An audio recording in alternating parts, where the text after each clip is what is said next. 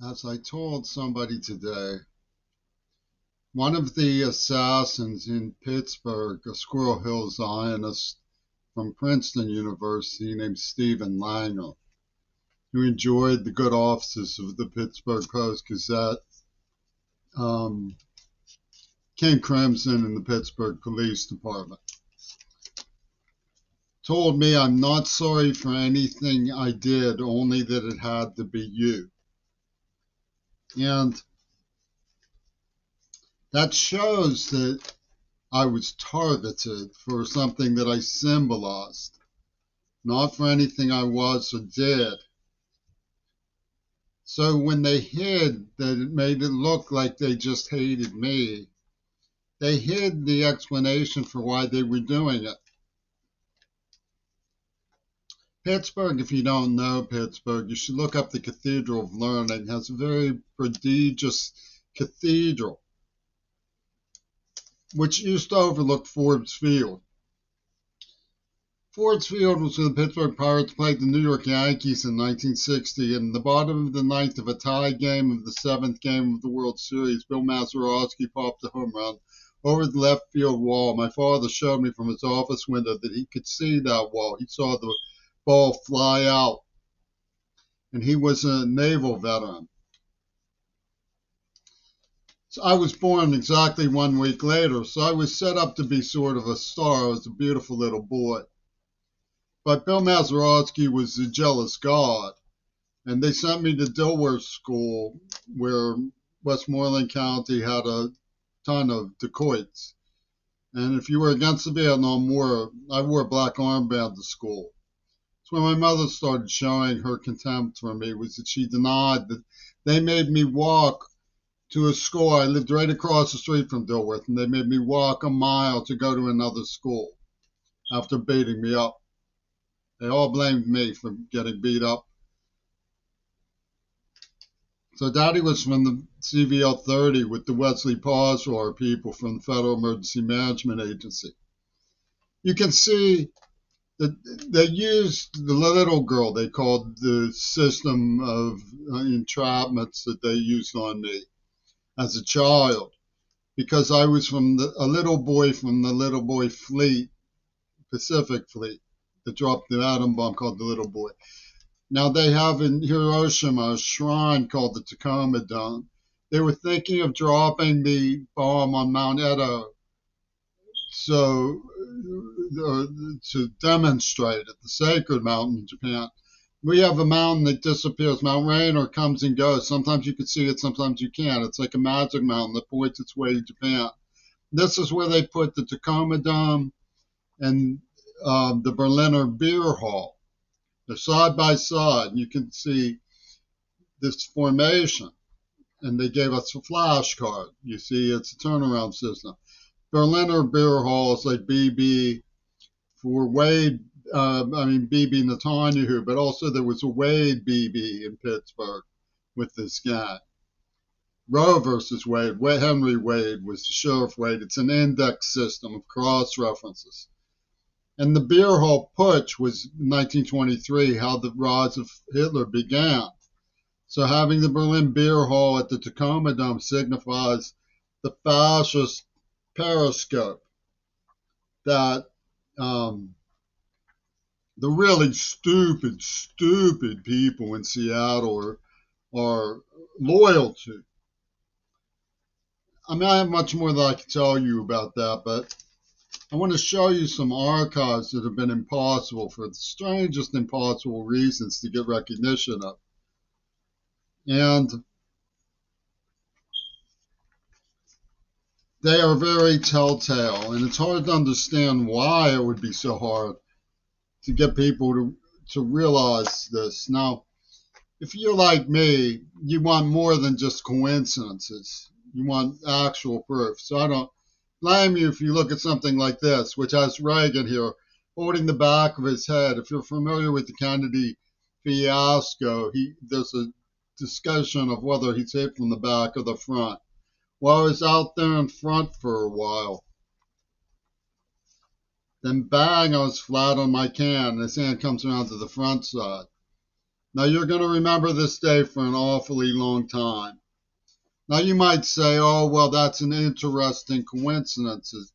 That's all I'm saying. It was at first. I mean, you could see something like that, one thing like that, and not draw any firm conclusions. But if you look at this frame from, there's a little girl in a Shinto shrine outfit, and here comes Kennedy in his limousine to a sign where the car comes to a halt. And in The Killers, a movie made simultaneously with the murder of Kennedy, you see, okay, here comes George. Okay, start timing.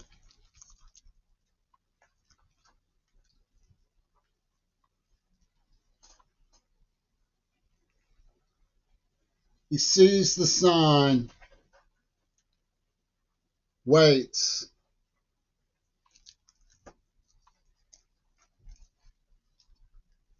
Let him get out of sight.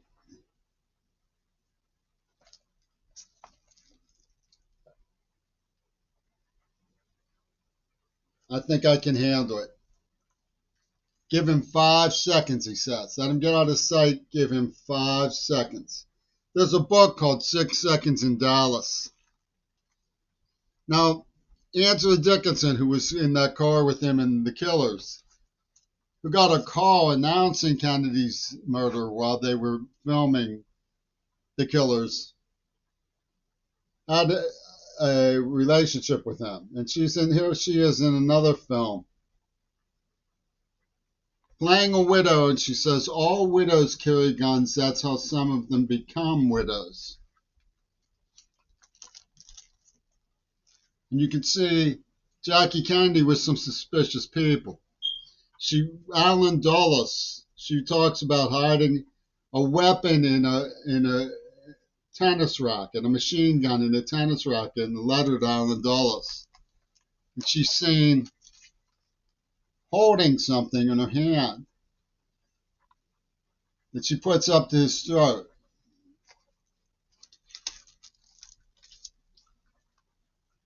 And in a semiotic film magazine that came out, you see the trajectory that she has in the weapon in her hand.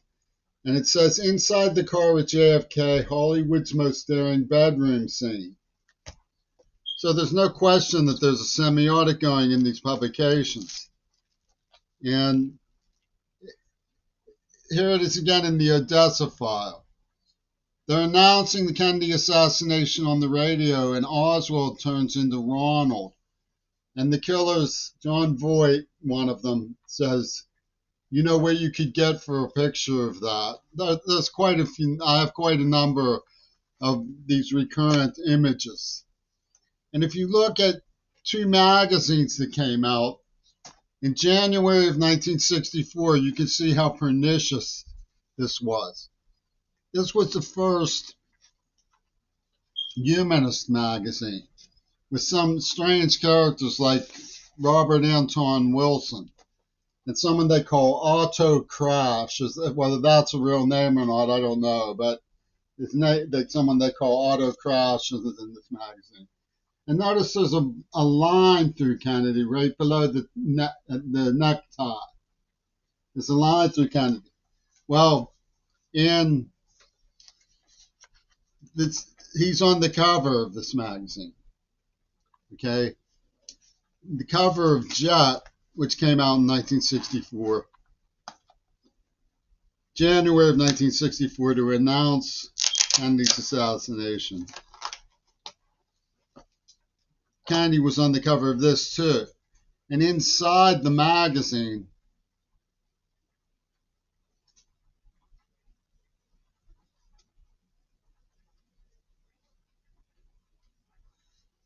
it's a picture of Martin Luther King with a slash through his body. And what is more, there's an explanation for the Texas school book. See the woman in the widow's outfit looking at him from behind, and then next to it, you see a photographer up here doing PEEP, and a woman that looks like one woman divides into two women. You see, J. Edgar Hoover was spying on King, and this is a semiotic attempt to depict him as an adulterer, so that they poached these men in broad daylight. The Carousel Club was a notorious dive for police and pimps in Dallas that was frequented, owned by Jack Ruby and frequented by Lee Harvey Oswald, his Dallas fan base.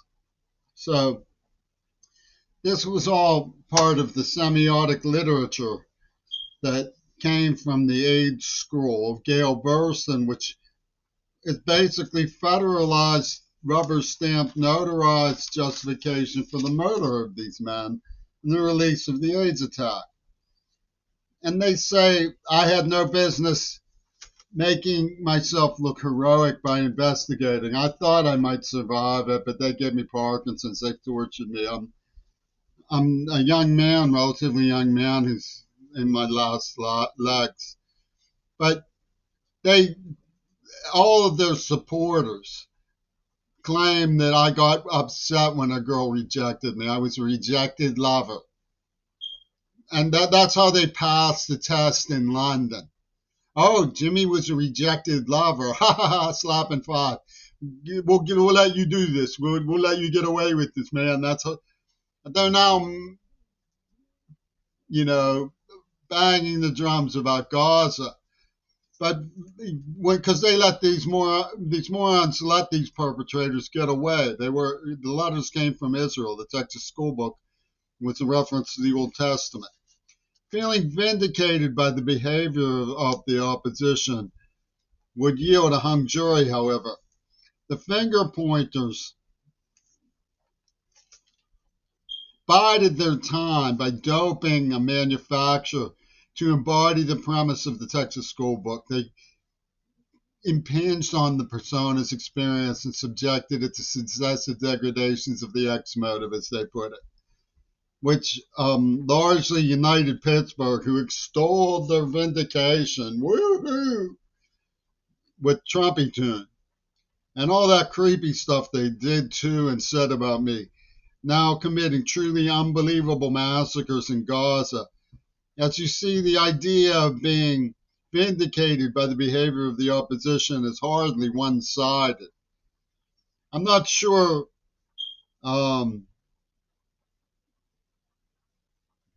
resolving that by choosing sides is the wisest course of action.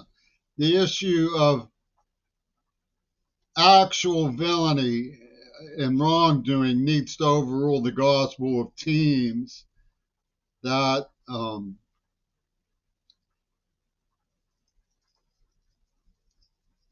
allows the perpetrators to pose as victims. I resent something of an idea as outcome for them, you see. Some of them even really like me for illustrating their cause. You see, the white was getting laid and leaving a trail of abortions. He's the walrus. And we must poach him, and that justifies the AIDS attack, you see. But what they were doing was conspicuously running entrapment operations.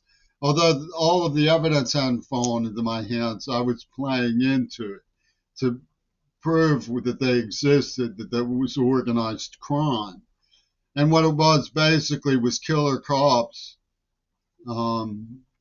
basically being cop killers.